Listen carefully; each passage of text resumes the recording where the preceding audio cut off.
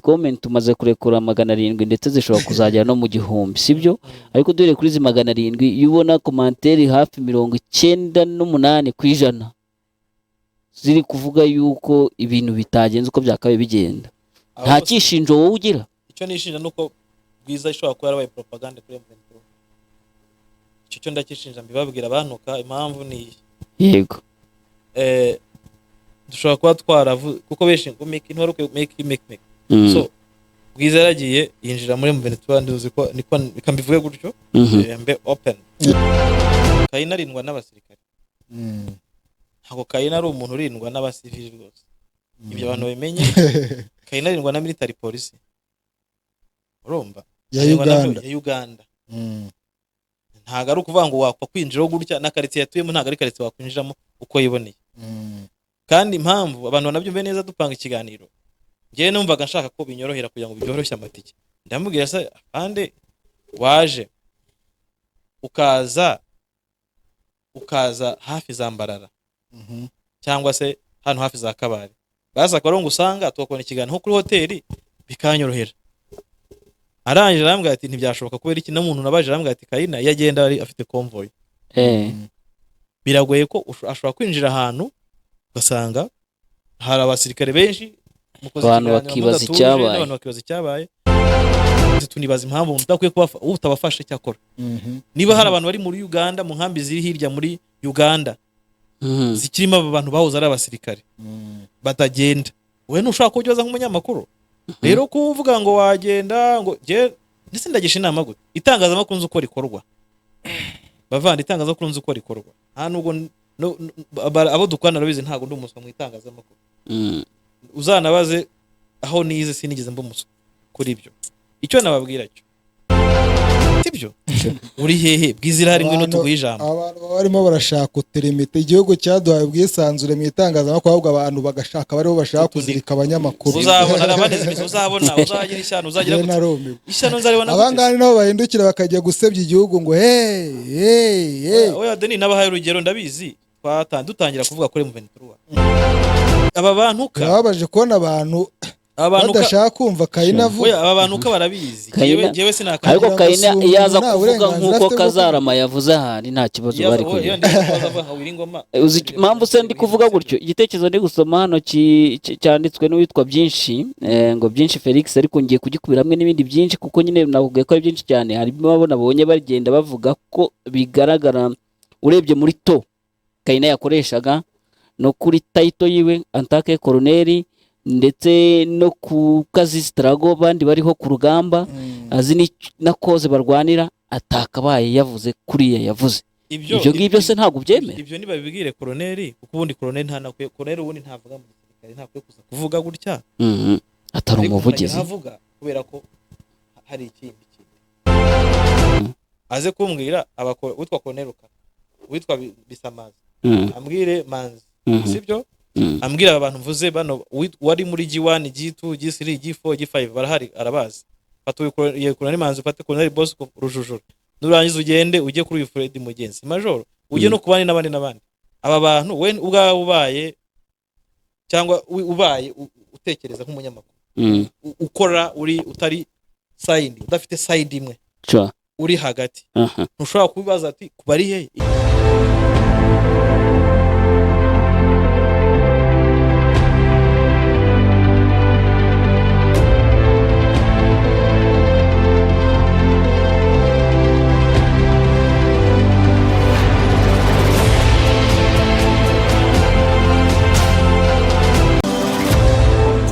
nabonye televiziyo nziza kwa Ndode Diemano wayitugurira n'abana barabimenye ko agira ibikoresho byiza by'imvaburayi kwa Ndode Diemano wahasanga ibikoresho bya elektronike by'imvaburayi hari water dispenser gas cooker amaradiyo televiziyo ibikoresho bishyushya amazi bituruka ku mugabane w'iburayi wahasanga nanone frigo amagaze y'ubwoko bwose kandi yuguze gaze bayikugereza mu rugo ni naho wasanga Canal Plus na Canal Box bafure kubakeneye umuziki imashini mesa rice cooker blender micro-onde n'ibindi iduka Ndode Diemano warisanga mu mujyi wa Rubavu rwagati ahateganye n'isoko rya Gisenyi ku igorofa rya Unity House waduhamagara kuri telefone igendanwa 0787 gana iduka Donde Dieu Manu urahasanga ibikoresho kandi ku giciro cyiza.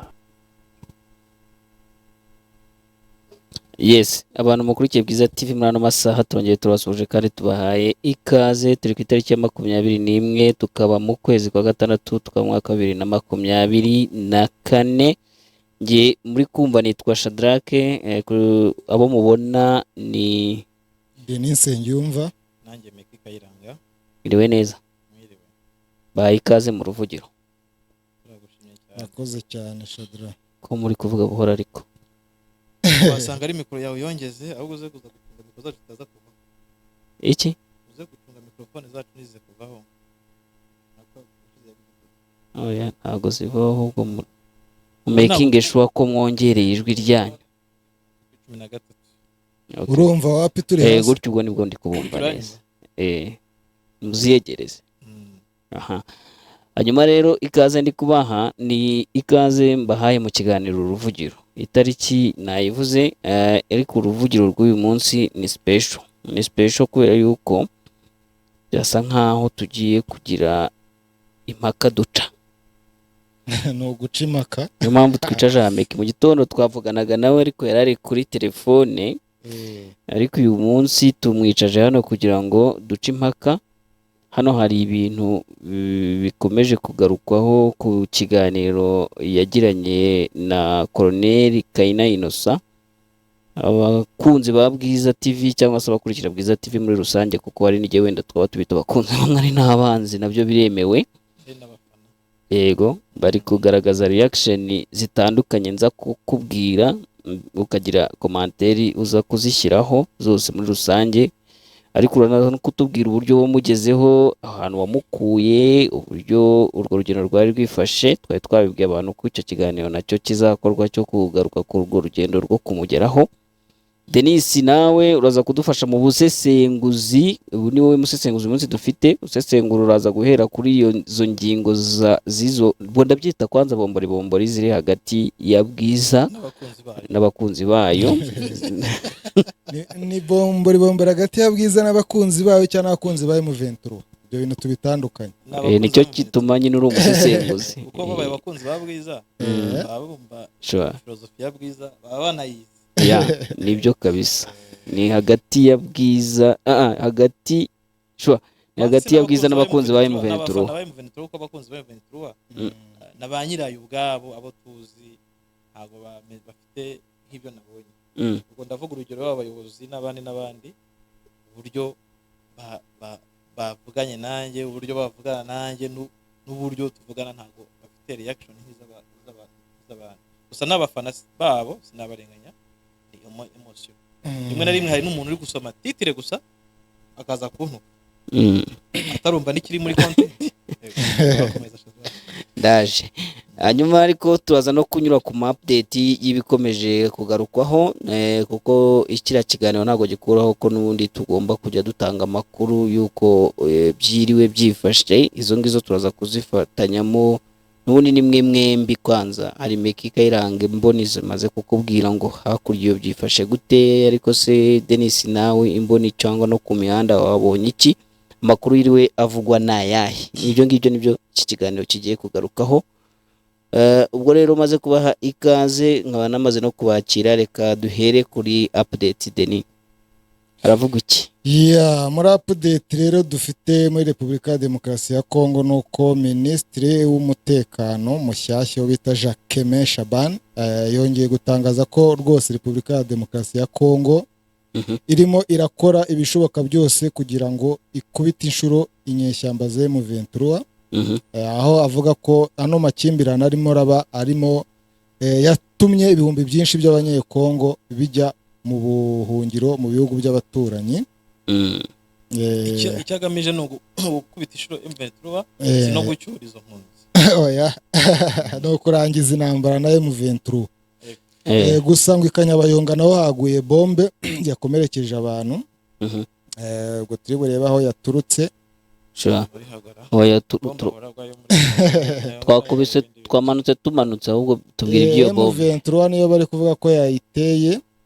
ni ikinyamakuru Kivu Morning Post kiri kubitangaza. abo nta kundi babyandika, ariko ikinyamakuru nyine cyegereye uruhande rwa leta kiravuga ko kuri uyu ngo igitero gishya cya M23 ku birindiro bya M23 kuri uyu wa gatanu ngo byarangiye gikomerekeje abantu muri komine ya Kanyabayonga. Ngo ni igitero cyakomerekeje abantu 4 muri district ya Buhundu cyangwa se mu karere ka Buhundu. Babiri muri bo bakomeretse bikomeye ngo n'abana n'umugore umwe hamwe n'umusirikare umwe wa FARDC.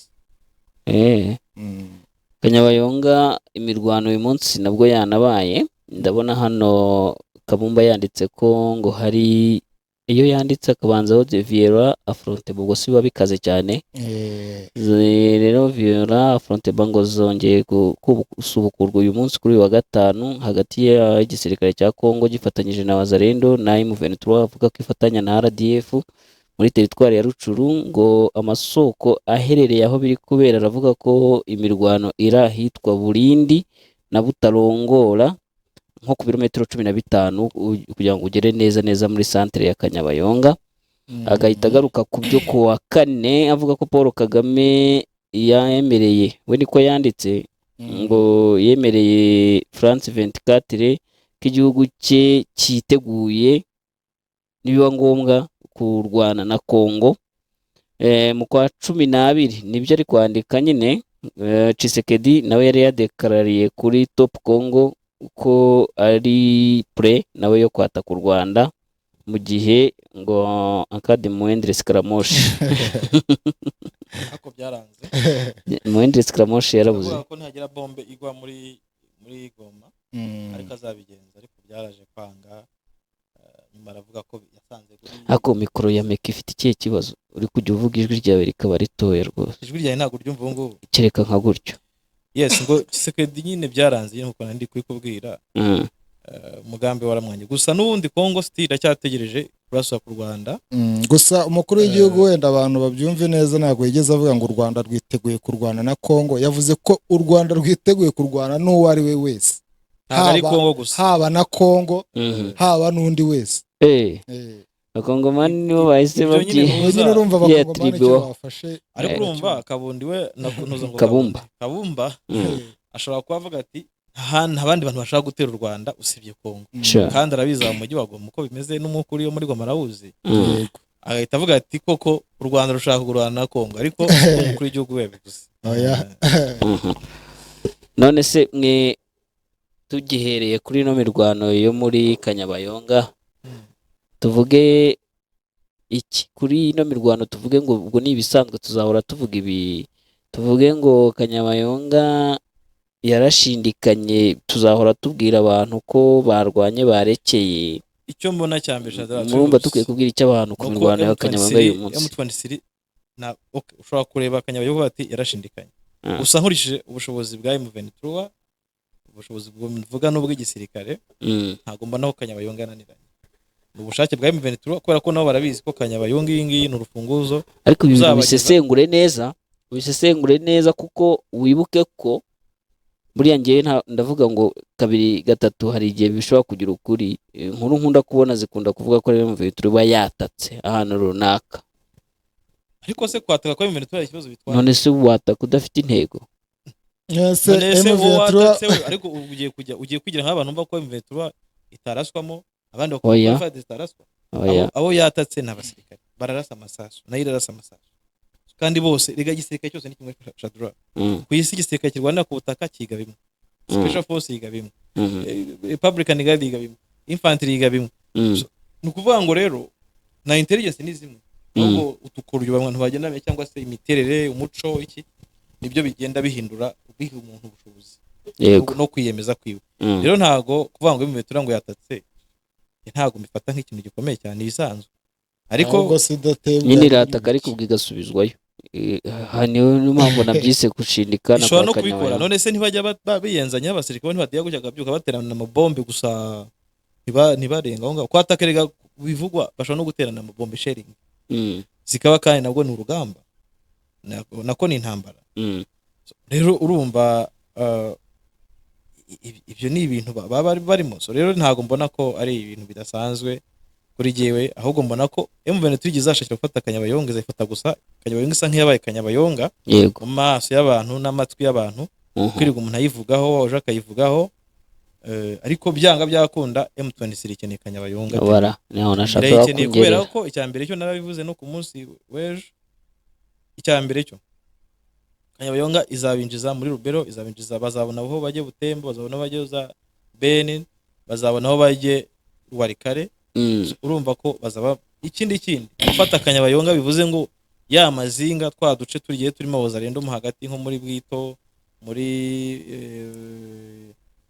ahantu bita gutera muri Binza n'ahandi hari kizo force duto twa Wazalendo bazitanga ko nta yandi mahitamo bazabasigaranye. hanyuma ku ubwo bya Kanyabayonga nyine nuko bimeze. Gusa icyo twasoza tuvuze nuko nyine biri kuvuga ko M23 nta gace gashya yafashe, ari na FARDC nta gace na kamwe tubonye yaba yirukanyemo M23, ubwo Kanyabayonga iracyafungiwe mu misozi. Hanyuma tuyigire kuri cya kiganiro gatoya ndi gukubita mbangura kugira ngo tujye kuri iriya ngingo y'umunsi. Kuri cya kiganiro na France 24 mukuru w'igihugu yagiranye nayo, waravuze nari mvuze ko no munyamakuru witwa Kabumba yanditse ko Perezida Kagame yadekaraye ko u Rwanda rwiteguye kurwana na Kongo, nubwo tubikosoye tugasanga yavuze ko u Rwanda rwiteguye kurwana n'uwo ari we wese, ariko Tshisekedi we yavuze ko yiteguye kurwana n'u Rwanda. Murende Skaramoshi irarenga, ariko kugeza ubu ngubu ku Rwanda rwabivuze. Deni ni wowe nshaka kumva ubusesenguzi bwawe, tubone ko bishobora kuba bifite noneho uburyo tension yazamutse cyangwa nta kintu gishya kirimo. Nta tension nayo. Ni nayo mpamvu nyine nashakaga tugitanya, nashaka kumvisha abantu ko umukuru w'igihugu atigeze avuga ko u Rwanda rushaka cyangwa ruteganya kurwana na Kongo, ahubwo yerekanaga ko u Rwanda ruhora ruri tayari igihe icyo ari cyo cyose, kuwaza uwo ari we wese, yaba n'uwo nguwo wita Kongo n'uwo wita ndi. Ntabwo rero ari tension yo ku Rwanda, kuko nk'uko umukuru w'igihugu yakunze kubivuga, ruhora rwiteguye icyo ari cyo cyose. Sure. Okay. Meki, yes. Mwende Skaramoshi yarabiretse cyangwa gahunda iracyahari? Ikizwi cyo nzi mu makuru mperuka no Kongo yiteguye kwanza muri iki gihe cyacu cy'amatora yo mu Rwanda. Kongo byatangaje ko ishaka kuzarasa mu Rwanda. So nta uzi igihe ishaka kuba muri cyumwe cyangwa se mu kindi cyumweru, ariko bariteguye bamaze kugenga imbunda zabo, bashyize abantu bari special kuba babikora muri bihe by'amatora. Gusa nta uzi ngo bazabikora gute, ariko u Rwanda ntikiza ko runabizi. Sure. Ariko ibivugwa byo bizwi nuko bari tayari kurasa mu Rwanda. Ariko bavuga ko M23 niramuka yatatse umujyi wa Goma, kuko bahora bafite ubwoba ko izataka umujyi wa Goma. Ko niramuka watatse bazahita bagira gute, bazahita barasa mu Rwanda. So rero ntago mbona ko umugambi wabo warekeye, cyane ko bazanye FDLR bazirunda hehe, bazirunda ku mupaka w'u Rwanda, izindi bazinjuza muri Goma. N'uburyo barimo bazihamagara iziva mu bice byo hirya no hino muri teritwari za Ruco na Masisi. Byose ubona ko umugambi no kugira gute wari wo gutoba amatora cyangwa se gushaka kubuza abantu gutora mu mutekano. So rero ntago mbona ko birashoboka, ariko sinabona ko bizagira icyo bitwara u Rwanda, nkurikije u Rwanda uko ruri igihugu cyiteguye cyangwa igihugu nzigewe gikarira ku mutekano. Ntago mbibona ko byahungabanya u Rwanda. Muri cya kiganiro kandi Deni mukuru w'igihugu bamubajije niba u Rwanda rwaba rutera inkunga M23, igisubizo yatanze urakibuka? Igisubizo n'ubundi kivuga kiti mwaba ahubwo muzi impamvu M23 y'Irwana. Umunyamakuru aramubaza atari ko kutari kunsubiza ikibazo ndi kukubaza, undi atari ko kuki wowe ushaka ko ngusubiza wowe utari wansubiza nanjye ndi kukubaza. Ariko se sibyo, reka nawe ngubaza, wa mugani ninde munyamakuru muri France 24 yari yegera abantu bo muri M23 ngo ibahe interview babaze ikintu barwanira? Nta muntu utazi impamvu. Reba bino bintu, wenda dufate urundi rugero, urebe kuntu amahanga cyangwa community mpuzamahanga igira ibintu ishyira imbere n'ibindi yirengagiza ku nyungu zayo. Reba nka zino nkuru zimaze iminsi abanyamakuru bagera muri 50 bibasiye u Rwanda, bakarwatakaho bakarukoraho inkuru nk'iriya. Ariko se warabona abanyamakuru bangana kuri bajya i Burundi ngo barebe imibereho y'abarundi, babaza abarundi uburyo ki babayeho? Warabona bajya muri Kongo se ngo babaze abarwandofone cyangwa abo bose abo basirikare ba FARDC ubwabo bahohoterwa kubera ko ari abarwandofone cyangwa se baturuka hano mu burasirazuba? Warabona inkuru nk'izo zikorwa? Ntago zikorwa. None kubera iki u Rwanda rero rwibasirwa? Abahanga baravuga ngo burya iyo udakritikwa umenye ko nta kintu urimo urakora. Kandi critique ni challenge ariko ikwinjiza mu ishuri cyane. Rimwe na rimwe nagukritika akujyana nose i Burundi ni nkaho nta kintu gihari, nta kintu bakwirirwa bajya kuhashaka, nta kintu bakwirirwa bajya gukritika. Muri murasuzugura nta kibazo bufite ariko nuko wenda bushyira mu gihe ku mwanya wa nyuma mu bihugu bikennye Burundi ko bukunze kujyanwa. Ariko Burundi ejo bundi ngira ngo wabonye hari wa muzungu watembera ku kagari yagezeho ngo areba ukuntu bameze, baranamufunga, bamufunze arabitangaza. Ubwo babitangazaga bati ntazajye muzongera kuzaze azagufotora hano.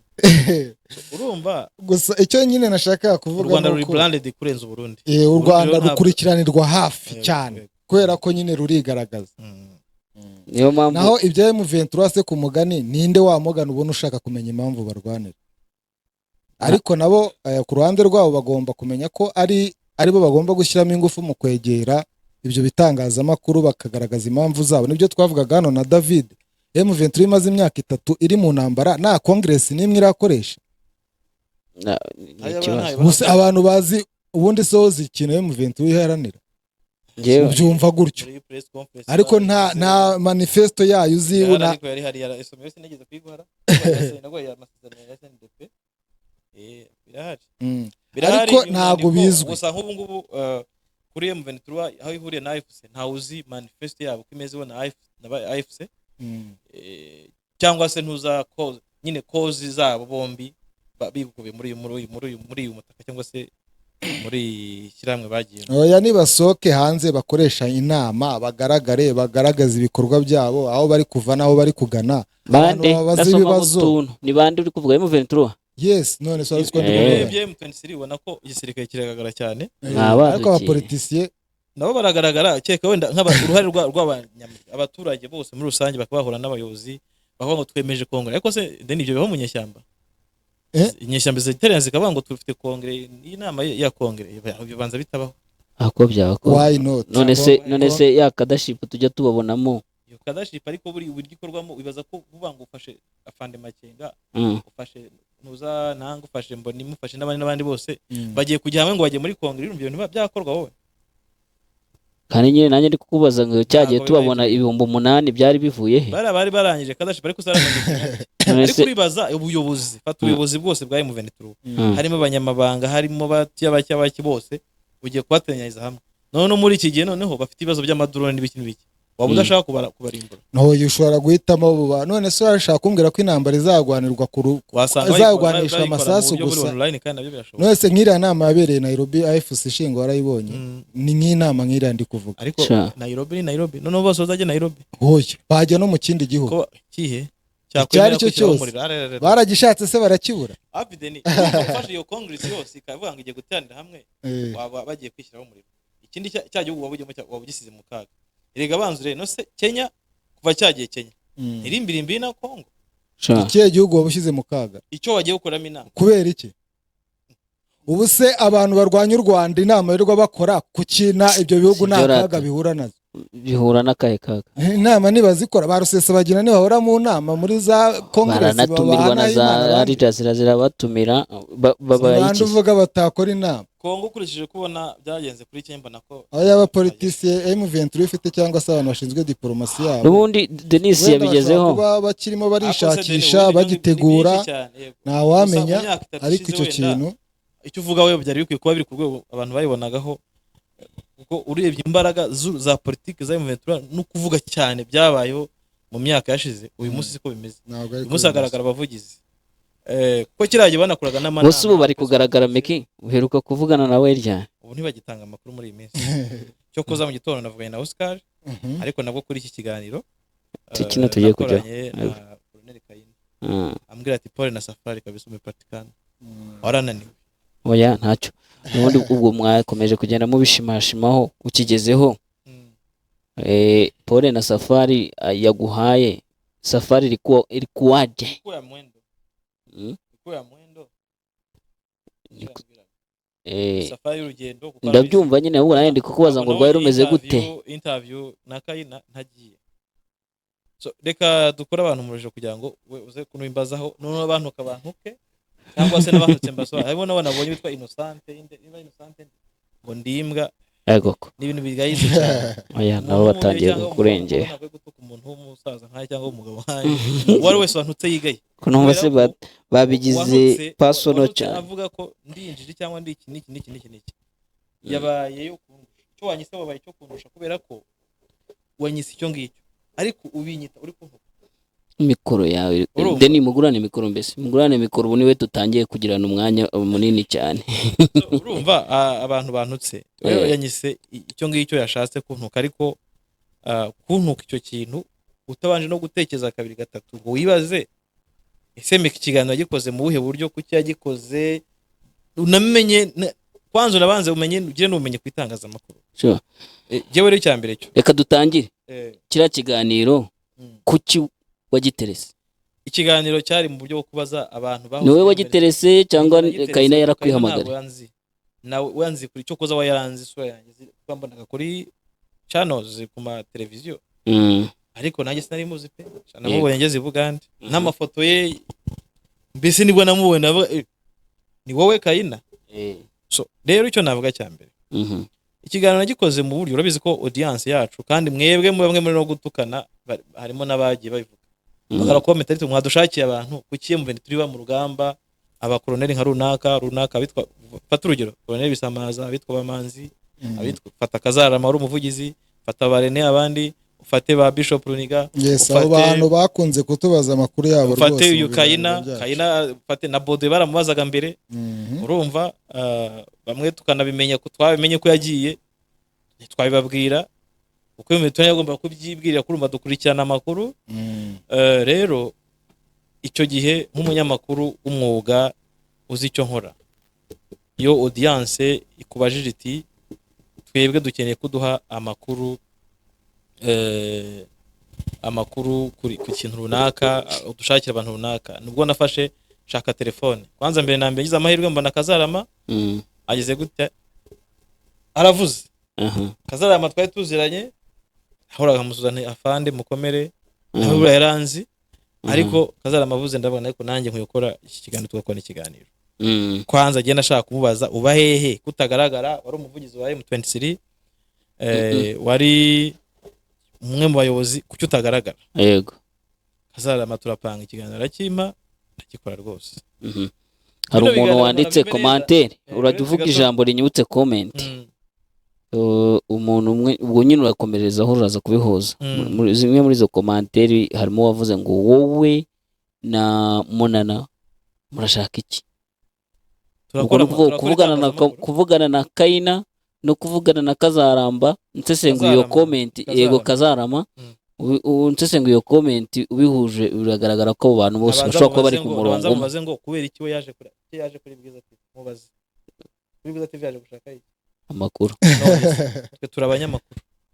So rero kuvuga ngo turashaka iki twe akazi kwanza mbanze babwire igitangazamakuru cya Bwiza gifite editorial line yitwa Good Governance and Development Journalism ibasobanurire iyi editorial ni cyangwa se ligne editorial cyangwa ibyo cyemera ni imiyorere myiza harimo kubirisho rya rubanda ubuvugizi sibyo education umutekano ubutabera ubwo harimo kurwanya injustice harimo kuba watchdog kuba uyu watchdog uvuga ngo ureba ukavuga uti ino buto kukitari mu mwanya ukarebera umuntu kuba kurwanya corruption wenda cyababwira kurwanya ubukene cyase kubugabanya hanyuma hakaza na politike ubwo international relation cyangwa se bijyanye n'intuzanubanye n'amahanga ariko inkuru za Bwiza ziba zigamije kuvana ikintu kimwe hano ujyana hano ikindi nuvuga ngo dushobora gukora inkuru y'ikiraro cyacitse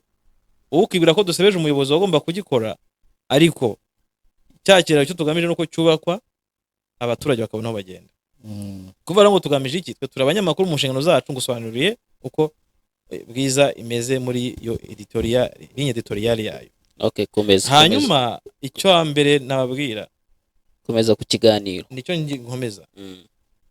Bwiza TV yagize iki, yahawe ikifuzo na bamwe mu bakunzi bayo benshi kandi nta n'uwaduhamagaye ahubwo ni ma comment. Mwazatubarije aba bantu baba ni benshi cyane. Benshi cyane rwose ushobora kugira amatsiko. Ntekiza ko abantu benshi bumvaga ngo Bodo erihe, Bodo ari mu Rwanda, Bodo ngo kuki ataragenda. Bodo umunsi bamubonye ari ku rugamba. Bumva n'abazarendo bamuvuga. Baravuze ati kabisa benshi barishimye cyane. Oya na Kazarama abantu baramubazaga Kazarama baheye. So ibyo rero twe nk'abanyamakuru niyo mpamvu dushaka gushaka abantu. Icya mbere kwari ukumubaza we kutajya mu rugamba abandi bari mu rugamba. Kubera iki? Kuko abantu babaza kuki batagaragara bari hehe. Kubaza ibyo bintu rero nk'umunyamakuru ubukeneye kumenya. Icya mbere menya mu izina rya audience. Denis imenya mu mwanya wanjye jewe kuko gesha no kwambizi ariko nyirabyo akeneye kubyivugira. Yego. Rero ntago inkuru yanjye cyangwa inkuru zose nakoze zazigamije gusenya M23. Ndajya bambwira abantu iki kiganiro cya Kazarama n'iki cya Kayina ni biganiro bibiri. Denis kuva 2021 ushobora kubara inkuru dukoze zirenga 2000 zivuga kuri M23 cyane. Inkuru zirenga 2000 zivuga kuri M23. Ko nta wigeze abantu nabonye baza kunyandikira banshimira bantuka abandi banashimiraga. Sibyo? Abandi bakajya kuri comment kwandika ko mutigeze comment 700 dutangiye ikiganiro ziri kuri Bwiza. Ko mutizeye muzishyira kuri ibyo biganiro byose mukamuje hanga. Iki ni ikintu kikwereka uburyo namwe abantu mukurikira ibitangazamakuru muteye. Banza wumve igitangazamakuru wumve inkuru cyatangaje hanyuma uyumve neza ufate inguni imwe ufate iya kabiri ufate iya gatatu ufate n'iya kane. Numara kuzifata ubona igisubizo. Hari umuntu hano urimo avuga ngo ayo ni amatiku ngo barashaka kubyutsa ya matiku yatumye bashwana mu myaka yashize. Mbabara gatoya mbanze subiza abantu. Uracyari gusubiza ni genero turaza tujyemo. Byatumye rero ntereta Kazarama ndamuhamagara afande nta we naciye no kundi muntu. Naciye kundi muntu Kazarama ndamubwira wambwire Kazarama aramutereta araduhuzana namuhamagara Kazarama. Nta nubwo ari ngombwa kubasobanurira ahantu wakuye nimero n'ukuntu wazigezeho kuko ibyo ngibyo ni ibanga ry'akazi ahubwo we injira uretse we yandi kujya mbereke uburyo inavunanye. Abantu baba Deni kushaka kuvunagura abantu Deni bizukuntu bivunanye. Nka Kazarama arabizi igihe twamaranye tuganira nagiye kumufata n'imodoka tujya ahantu tujya kuganirira. Sibyo? Bavandi utagira ngo mba nashoye amafaranga uko nayahawe ntayo babampaye. Rwose muzabaze babeshya banabeshya ngo banguriye fanta. Si uko babibuze ariko twari mu kazi. Rwose kandi buri wese yari ari mu nshingano. Abana byankamuganye ntabyo nshaka. Hayanga uko mvuga nti atajya n'umuntu ubona uri kunyishyurira akavuga ibindi. Rero Kazarama rwose yarankunde kandi n'imfura maze kunkundira icyo twakoze dukora ikiganiro. Dukoze ikiganiro abantu bamwe baragikunda abandi baracyanga nzi ko hari nabo cyababaje benshi baranamuhamagara. Ibyo byose bihari umuntu abizi. Ariko niba mwanumvishe ikintu topic yari iriho ya Kazarama wifuza mu kiganiro kumubaza ngo uri hehe we yavuze uko agenda amubaze ko utaragenda ati nyene dukeneye ko umuyobozi akora rasambura baduhuza havuyemo ikintu cyitwa reconciliation. Kwiyunga. Sibyo? Ndavugana ariko uyu muntu mwe nahagije bantu batari kumuzadushakire Kayina sinari muzi. David niwe nayaga navuga ngo India Queen ngo yamwumvaga kubyomba niki. Ndagenda mpamagara shaka umuntu abwo bampuzana Kayina mbabaza nsanga abahanzi. Ndavuga ni Kayina ndamuhamagara ndavuga nti mbabari umpuze no muntu Kayina baraduhuza ndamwumvisha ikintu ushaka ikiganiro shaka tuganira umbwira aho uba ko icyo utaboneka uri hehe bahehe. Arambwira ariko ndasambwe ati nzaguzaze rwose nzaguha ikiganiro arananyemerera ariko ibyo nzavuga nawe wemera ko uzabitangaza. Nzakuha ibiganiro ariko ibyo nzavuga nta kintu na kimwe nshaka kuzakura kubyo navuze. Reka mbanze nkwibutse kera ari ikiganiro wari urimo uri kumwe na Bosco niba ari Magashi wundi undi simwibuka ninjye wari uri kukimoderating. Ndababaza nti abantu babashinja gushyigikira M23 hano mu ma comment nicyo kiba kigaragaramo, bagaragaza ko muri ku ruhande rwa M23 baranadutuka benshi twagiye kuri blacklist. Sure. Igisubizo mwampaye icyo gihe mwarambwiye muti ubundi se umuntu atayishyigikiye yashyigikira ndi, washyigikira bari kurya abantu cyane. Icyo nicyo gisubizo ukiriho. Ndacyahagaze. Egera mikoro bimwe Ndacyahagaze. Bacyahagaze ko ubundi urayishyigikira. None se ni ikintu kinandimo, ni ikintu kindimo, ntago ari ikintu cyo kuvuga ngo njya gushyigikira se gihe cyo gushyigikira FARDC yirwe yica abantu narya abantu. Najya gushyigikira se ntuza abazarendo, najya gushyigikira FDL, najya gushyigikira ndi. Rero nta nubwo kwanza naje no gushyigikira. Of course ndi journalist. Ariko mu muyoboro w'inkuru zanjye. Inkuru zanjye ugomba kuyobora kureba ibintu byiza ku bantu bose, ku bantu muri societe, ku bantu yaba ari abo Rwanira, yaba nayo ubwayo n'abandi. Umuntu urengana wese genda murengera. Ni mpamvu ushobora kuvuga ngo ushobora kwita ku nkuru za M23 kuko nzi ko bararwanira ku burenganzira bwabo kandi bararengana. Hanyuma n'inkuru natangaza niyo yaba against kuri M23 rimwe na rimwe ishobora gukosora. Uko itangazamakuru ririgisha, rirakosora, riraninforminga. Mu nshingano z'itangazamakuru harimo kwigisha, kuinform, to educate, kubigisha, kubadagadura, yego, sibyo, harimo no kubera ijisho rubanda no kurinda societe. Kandi ibyo bintu byose bikorwa mu buryo butandukanye, sibyo. Uretse gato Denis, nanjye sigiye kumbazaho ariko nago ndarangiza turakugarukaho meki ko tukiri kumwe wakangana nuca mu ijambo ndabyihorera ukihorerera ukiseka reka ndangize gusobanura urugendo rwanjye rwageze, hanyuma uze kumbaza ibi muri content ubundi ariko nari nkiri kuri kiriya kibazo. Urayibaza Denis? Ngewe reka wenda nsubize, nago ndamagambo menshi. Ngewe nta ruhande na rumwe ndi ku ruhande rw'ukuri. Nago ndi ku ruhande rwa M23, nago ndi ku ruhande rwa FARDC, ndi ku ruhande rw'ukuri. Setu nk'umunyamakuru. Ese kira kiganiro wakibonye nk'ikitafite uruhande kiriho? Nta ruhande kiriho. Ndaje tujyemo muri content. Ngende gusoma commentaire hano. Komeza making aho komeza. Nicyo gusa nashaka kumubaza. Rero mbwiye Kayina yaranyemereye bavandi nafashe urugendo rw'iminsi 3. Yego. Kujyana no kugaruka. Murabizi nta nubwo nakoze. N'urugendo nashyize amafaranga yanjye jewe. Sure. Azajya avuge ko yampaye ama transport yo kujyayo. Ndatega Shadra bwankwaye amafaranga menshi pe. Ngera mu mujyi wa Kampala, gutega kugerayo aho ngaho hari bwa amafaranga ni menshi nabwo.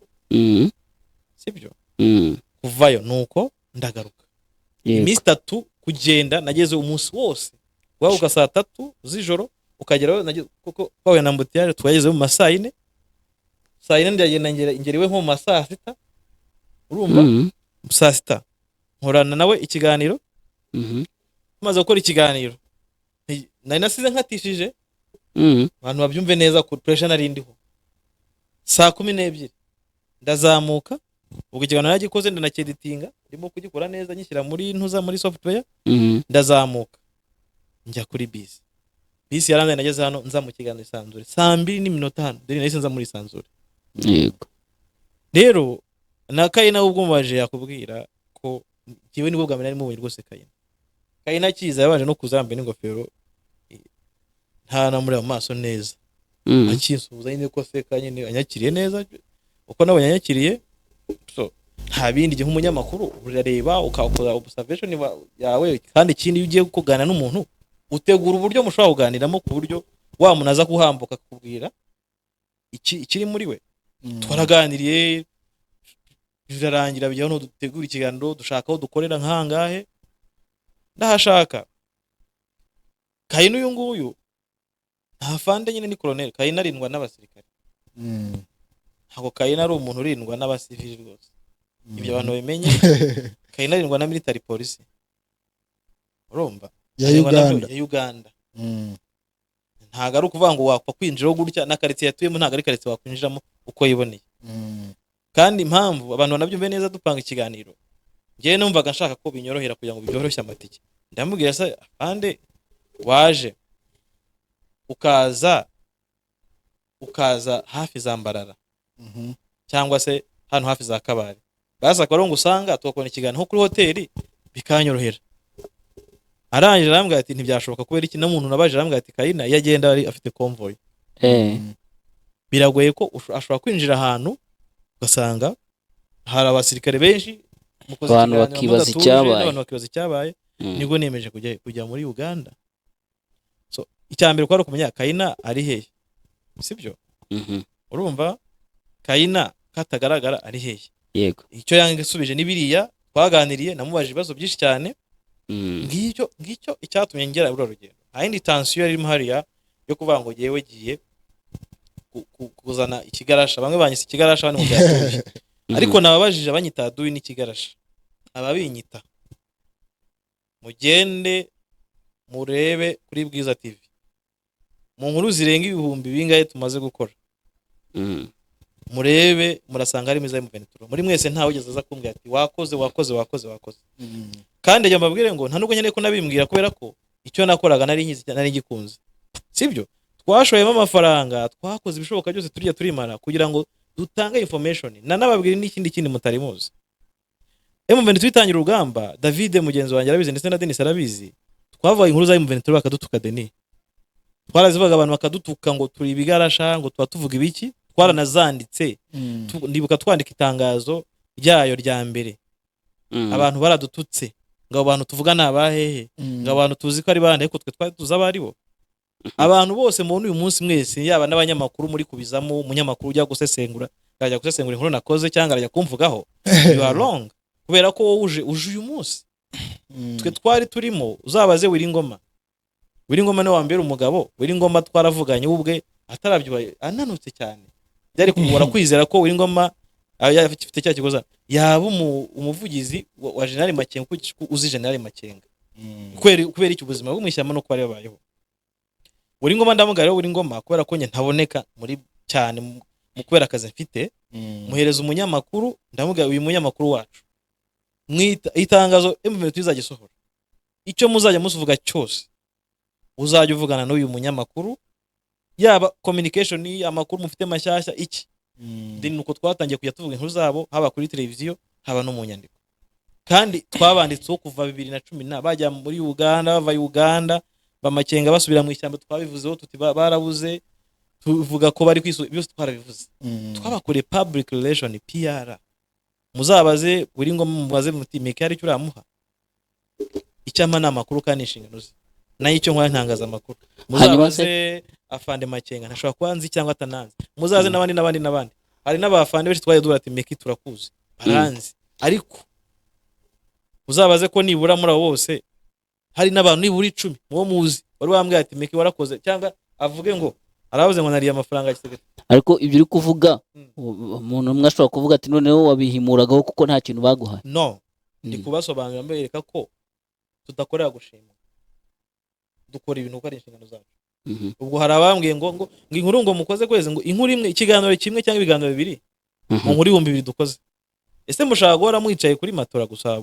Bebe itangazamakuru uko ribaho, ribaho kugira ngo sinzi kazara mu nguyu no we M23. Hari uwigeze amuhakana muri mwese uko mwaje mubivuga? Makenga no we M23. Kubera iki twe nk'itangazamakuru ntabwo nkeneye kubahuza. Ushobora urasesengura ukibaza kuki abantu batavugana. Nsaza mbaze kazarama kwe utavuga abimbwire. Nijya amahirwe nkabona Makenga. Ikintu bano bantu batazi buno no kushobora kuba wanatanze amahirwe yo kuba bano bantu baniyunga, ahubwo bagakora M23 iri very strong kurusha niri, ariko bano bo babihuse gusa mu gukomanda. Simoni yanaberetse Denis, abantu bajya bamenya inkuru ishobora kuza igatanga ibisubizo biri negative n'ibiri positive. Nubango inkuru ifite impact igenda bimenyereye, ufite abantu bakunenga, ufite n'abagushima. Ni nako bimeze uyu munsi wa none. Rero uko byumva we niba uri umufana wa M23 wumve ko meke ntagamije gusenya M23, uko M23 nyisenya nanjye nabasenye n'abanisenyeye. Sure. Nta nubwo ngamije, nta nundi wundi wari wese ngamije gusenya, uko gusenya umuntu runaka mafite icyo nangije. Ahubwo ikintu cya mbere microphone nyefite ndayiha Denis avugeho, navuga kuri Shadrack nawe azamuye microphone avuge ku byo Shadrack yavuze. Ari nabyo byabayeho. Umuvugizi wa M23 mu gitondo nababwiye tutagigana ko yamvugije hamwe ngo Paul na Safari aho niho nashaka kugira ngo ngende warushye ujya mu kazi, warushye hamwe ati Paul sana Miki rwose ni imfura cyane.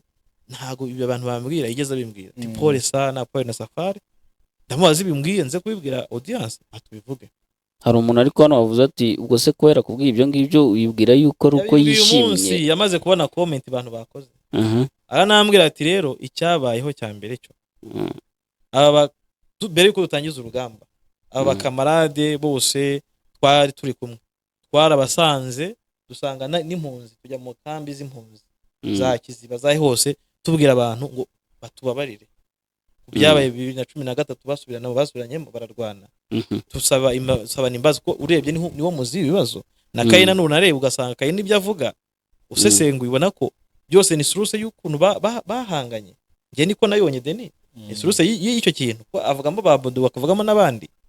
Rero arambwira ati icyo twakoze twasabanye imbabazi kandi tubwira abantu bose bashoboye ko baza. Aranambwira ati abo bakamarade n'ubu ngubu bahawe ikaze. Arambwira ati abo basirikare bose bakiri hanze bahawe ikaze yo kuba bagira gute baza bakajoininga bagasubira mu kazi habaye mu 23. Rero ibyo kuza kwishyiramo kuko none se Shadura nyubeye ko harimo abavuga ko M23 muri iki gihe n'urugero bavuga ko hari abantu bakoze monopole mu bucuruzi bavuga bati umugore wa runaka no ushaka gucuruza gusa nta wundi muntu yemewe gukora ikintu Uganda cyangwa n'ahandi hantu. Ibyo se ntibabivuga abaturage ko abaturage babivuga.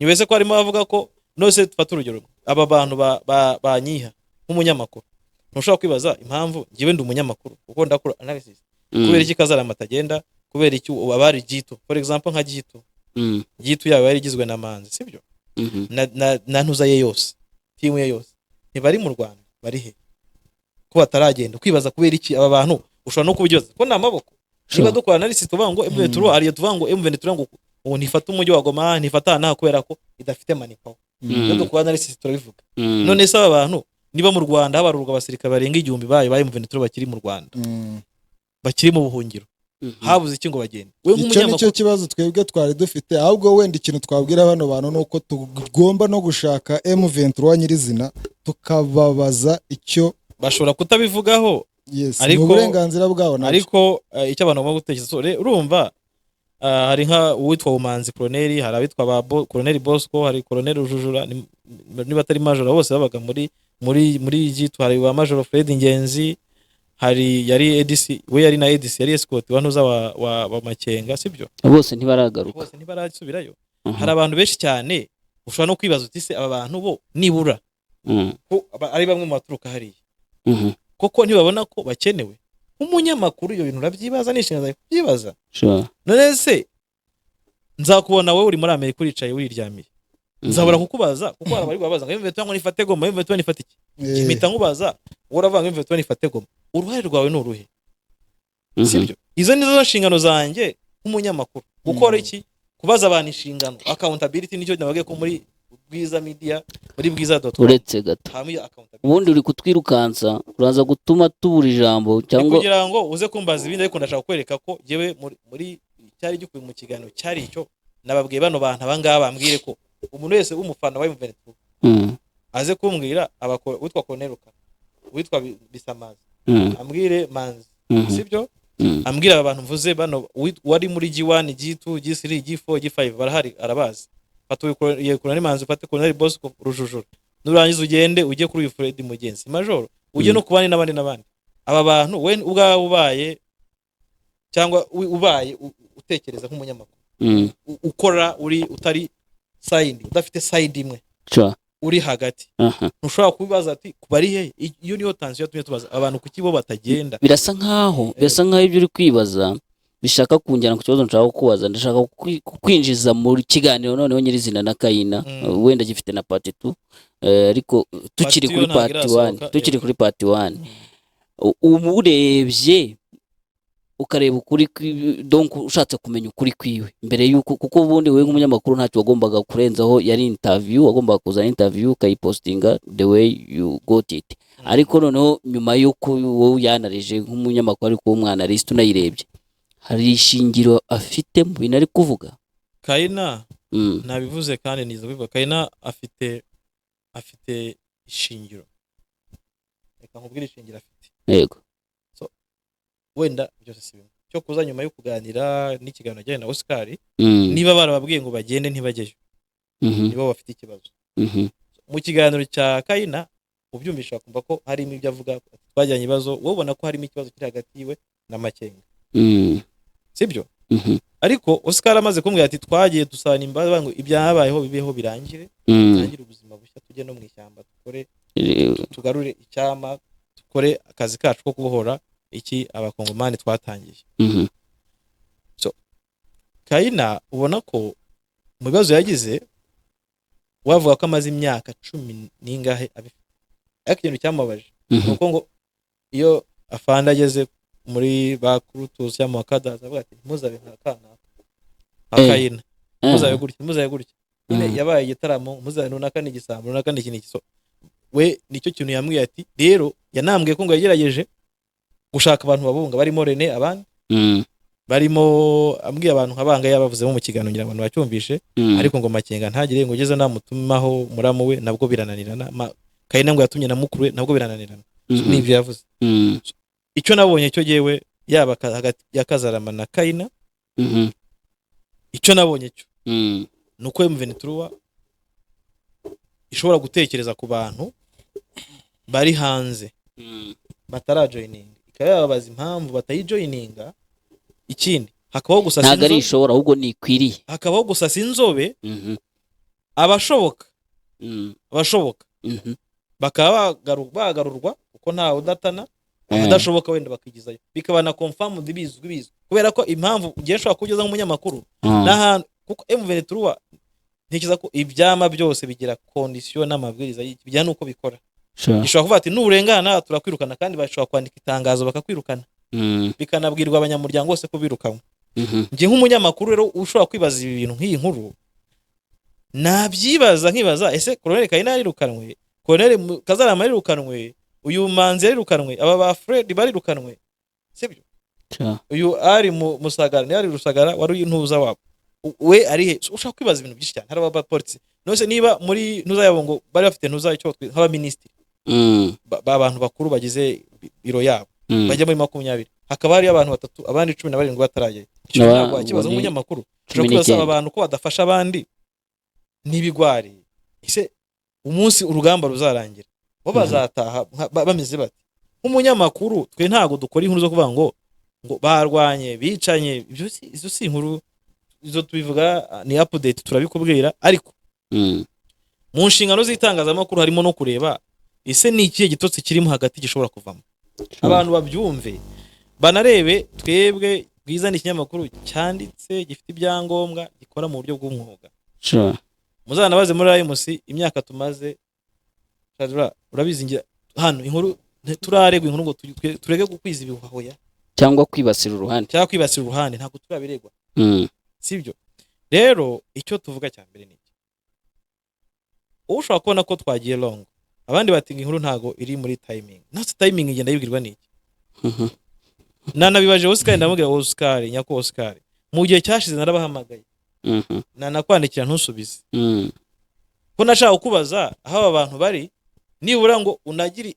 ide utangaho mbere yuko tujya kugira ibiganiro sinakubonye iyo ntakubonye renge nk'umunyamakuru nkora inshingano zanjye sibyo niba naratwainze kukubaza kugira ngo uhamagare tuvugane ntunyitabe ni ikibazo aricyo twavuga ko batagitanga amakuru kamanze numve Denis ngiye ku buryo bwa rusange kuko nawe ndagaruka ariko kuko twacyari kuri rusange ntago twajya mu comment imbere ariko Denis wowe mu buryo bwa rusange iyi M23 wowe ntago wagiranye ibiganiro nabo wenda impamvu nahere no kuri making nk'umuntu wagiye aganira na Kazarama kanaganira na Kaina niwe bagomba kubanza kusubiza at the first point kuko niwe nyine wabanarije akanabihuza na situation ariko nawe situation urayizi ukurikije uko nino M23 ubona rata hari ikibazo yabifitanye n'abantu batagiyeyo ikibazo cyo kiragaragara none se nyine kuki batagiyeyo bashobora kuba ari ibigwari baranze gusubirayo bati muriro twabonye hariya ibyo simbizi sinzi impamvu batagiye gusa ikigaragara cyo bamwe nyine abo tumaze kuganira yaba Kazarama haba n'uyu nguyu bagiye batanga impamvu zabo ntago ngende buvuge ngo bari mu kuri kuko simbizi sinari imari ibyo byose biba byaba byiza wenda dushatse nk'uruhande rwa M23 nyirizina ihari ubu ngubu ubuyobozi bwayo nayo igatanga version yayo kucyo bano bantu babivugaho gusa ariko se kino M23 yabitanze. kiganiro ntago kigamije gusenya M23 ahubwo kigamije kuyubaka kurusha. M23 yatanze point yayo kugira ngo nayivuze. Nanasabye nanababaje se bivuga uko bimbwiye. Uwo ninde zo bikubwiye? Oscar umuvugizi wungirije wa M23. We yavuze ngo iki? Yavuze ngo ikibazo cyari kiriho cyatumye bagirana ibibazo byo kurwana muri 2010 na kangahe. Yego. Mbere yuko basubira mu rugamba barahuye banegera bamwe bajya no mu nkambi z'impunzi bavuga ati tubabarirane mu tubabarire. Yego. Ariko dutangire bushyashya turabavandimwe. Arongera anambwira ati abantu bashaka amarembo arafunguye ni iwabo nibaze nta wabujije kuza. Yego. Nuko yambwiye. Iyo niyo side ya M23 igisubizo cya M23 kitumvikana kandi cyoroshye kiri very simple. Ariko se baze urumva aribyo bari deployinga se harabona abonye ari no kumbwira ngo no kwideployinga no kwiripotinga. Izo ni izindi details n'ibindi bakoko si ndi umusirikare. Icyo nicyo ugomba kumubaza, ntabwo agomba kugenda utamubaje se. Harabona abonye bari kuvuga ngo afande Makenga ngo nta mwanya afite ngo kubahamagara ngo ari mu rugamba n'iki n'icyo se koko uri dakoro n'ibyo ngibyo koko umwanya wo guhamagara bakanoze bashobora kugufasha mu rugamba wabura. Na Perezida Kagame ntekereza ko ari yashobora guhamagara na meya cyangwa n'abandi. Sibyo bumva bati nahamagara runaka mbonye ikibazo iki n'iki n'urugero. Abantu bavuga ngo umuyobozi runaka ntihabona umwanya icyo cyo ari ukubeshya. Rero nibo bahamagare niba umuvugizi yakubwiye si byo byeme. Magufuri akiriho atanga igitekerezo kuri radio. Rwose kuri radio Magufuri ari mu rugo atanga igitekerezo. Use Makenga yafashe basi nashake cano reka no kuvuga ikinyamakuru ariko yanavugana na za France 24 nibi akajyamo akavuga ati abantu mwese mwari muri M23 muhawe ikaze. Nta nubwo yanabivuga gutyo nabwo nk'umuyobozi. Rega yavuze ko bajya gutangira urugamba ibyo byose barabikoze. Shadrack ikintu kibaho hano cyabaho nge mbona gikwiye. M23 yose ifite abantu bayo babakada bari hirya no hino. Niyo haba connection yo kubatumaho nta rwenda Makenga ari ngo bakanabahamagara. Basha no kubohereza abakada bati musure runaka. Musure Kazarama, musure Kayina. Mbwire ko amahane yarangiye imakimbirane yarangiye. Cyangwa se bakavuga bati ikindi gishoboka. Urabona bano bagabo bose bari ku rwego rwo hejuru. Umuntu ufite ipeti nka colonel nuko bari ku rwego rwo hejuru. Sure.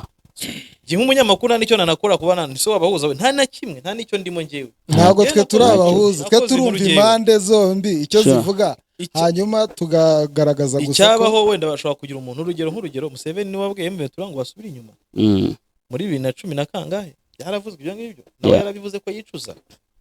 Ikindi perezida wacu perezida w'u Rwanda umuntu wumva koze ya M23 ko abantu akwiye kugira nubundi ikozi yabo izagerwa ari uko bose bashyize hamwe bose bumvikana. Igikwiye kubaho ngewe ntago ikiganiro kirebera mu matiku gusa kuko urebye ikintu bapfa ni ibintu by'amatiku. Harimo ibintu bya nabwiwe muri sesenguye hari amabwire iki kintu nabonyemo kirimo ibyo bavuga bombi kuko buri umuntu ajya kugushyira uruhande atakubwiye ko wakoze iki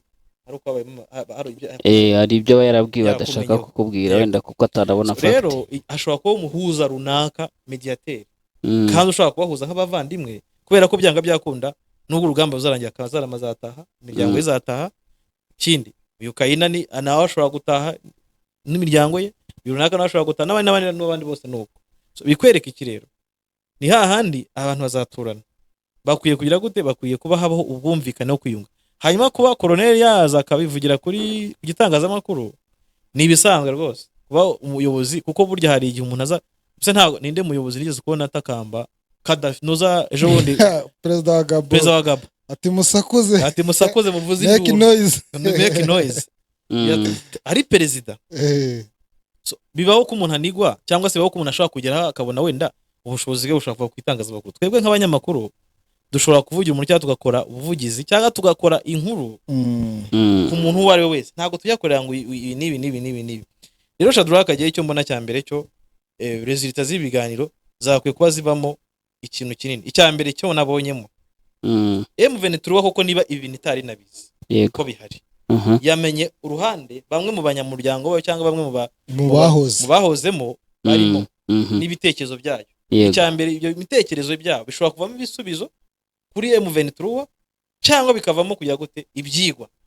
Icya mbere nuko ubwo ni icya kabiri nuko hano muri ibi bisubizo M23 ifite intelligence niba babona ko abantu banari baduye ishobora no kumenya ibindi birenzeho ibyo umunyamakuru yavuze kuko umuntu niba afite ashobora kujya kuri mikrofone agutangariza ikiganiro nuvuga ngo nyuma ya mikrofone ashobora kuvuga ibindi igihe byaba ari ibinyoma koko ikindi ishobora kujya mu bandi bantu mu miryango ko abantu bafite imiryango bafite famille n'ibindi ukumva imitekerereze yabo n'imyumvire yabo ari nayo ishobora kuvamo igisubizo na resultat cy'ibyakorwa sibyo noneho irebe n'urugero rwo wenda ni kwa Kayira ize no kwa Kazara irebe kwa Kazara mho bimeze gute hari ibintu byinshi hano harimo ibisubizo kuri M23 harimo n'ibibazo ushobora kwibaza ikindi harimo n'umukoro ushobora gukora reka noneho nkore ikintu tugiye kubigenza urabona ni commentaire ubuzimaze kuba 700 ndetse zizakomeza kwiyongera nta nimwe tufunga rwose ndazirekura abantu bantuke ariko bamenye ngo abantuka hari igihe bazangarukira ngiye ko nyine ko bazanangarukira nakoze inshingano zanjye ariko hari igihe uzayivuga uti nyamara meke na mutukibuza yewe nta nubwo nasubona M23 nambahuri reka nkwereke icyo tugiye gukora izitukana sinzi soma nushaka kuzisomesha nazo nsoma ahubwo reka nkwereke icyo ngiye gukora no kuba ari 700 nabyo bitumye nyinshi ntari buzisome hari ikibazo nza kuzikubazaho zose ni general n'insoza kugusomera nkeya zitari hejuru y'10 ngiye kugusomera zitari hejuru y'10 ugenda ugira icyo zivugaho na Dennis aragufasha sibyo nge ninge wazihisemo nyine tu niba na selectinze nabwo niko natwaye ikiganiro cyanjye bari hangana ya mbere n'amazina y'abanyirazo ariko nshobora kuyasoma nta kibazo uyu yitwa Masabo Ibrahim cyangwa ni Masabo Barahira sorry yagize ati Mon Colonel Kayina ibyabaye muri 2013 byararangiye mwasubiranyemo muramarana muzira kudashyira hamwe nubwo byabaye muracyari family none General Bodowe ko yagarutse ukeka ko ari wowe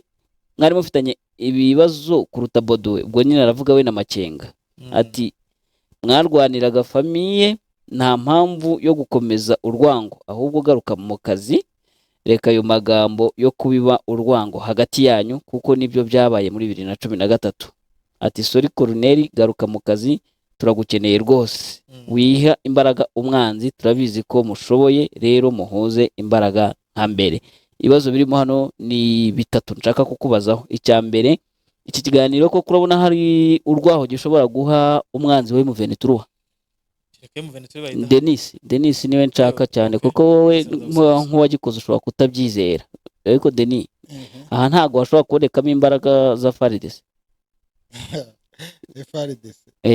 kuko niwe mwanzi we M23 ubwo niko kuri ibingi iki kiganiro nta kintu cyamarira FARDC kuko haba bano bari hanze batari muri M23 haba n'abari muri Kongo n'ubundi FARDC n'ubundi yarabananiwe kubera ko nta mpinduka rero byagira ahubwo vuga uti wenda impinduka cyangwa ntibishobora gutuma bacika intege nk'abari ku rugamba aba M23 ariko bacitse intege nyine FARDC ikabona imbaraga si profitira mu kunanirwa profita gute cyambere cyo M23 ifite cause yayo ifite umuyobozi wayo yagera mikoro kandi icyo navuga abantu bibavuga suko Makenga yebe ko Kayina ashobora kuvuga cyangwa bataziranye nibyo kuvuga ngo FARDC ngo yabyurira n'ababona abanye ngo duhaye umwanzi ngo FARDC sirabyuriraho irabyuriraho ubundi ivuga bikeya M23 ibi Kayina yavuze birenze kuba baravuga ko ari abateroriste ibi nta kintu byamarira FARDC ahubwo no muntu iyi no comment umaze gusoma ndayikunze cyane no muntu no umunyabwenge yibukije ko kutumvikana byatumye bahura n'ibibazo muri 2013 ababwira ko ahubwo bakwiye kongera gusubira hamwe kandi nk'umuntu koko nka Kayina ukiri umusore ufite ipeti rya colonel ufite ubunararibonye mu gisirikare nabaraga kwiye kuba ari kuvugira hariya hantu bagenzi be bene wabo bari ku rugamba nese ubundi Mekiko numvishe mu bintu yakubwiye hari ibintu yavuze kuri Bodowe nawe nkabamura no muri no commentaire bakumbwira bati ko Bodowe yagarutse ukaba utaragarutse ubundi umugani ni ufitanye amakimbirane na Makenga rutayo Bodowe na Makenga bagiranye Shadura ibyo narayimubajije kandi naramubwiye nisugo na Makenga yabona umwanya wo guhamagara muri struggle avuga ni cyangwa n'ibya bindi abantu bavuga ko aho muri hanze muri struggle yanyu nako muri impuntuza nuzayigiye kuzima hano muri kwirira ifiriti na mayonnaise sibyo ibyo uko yansubije ngira ngo abantu babikurikiye jewe ntago ntajya kwinjira ngo kuki wowe utagiyeho Bodo yaragiye. Ibyo n'abakunzi ba Bwiza bimubaza. Hanyuma icyo bakora iyo babyanditse hano bimubajije mba nzanamuhamagara cyangwa nkajya nkamubwira nti dukorane ikiganiro umbwira impamvu utagenda ko Bodo yagiye.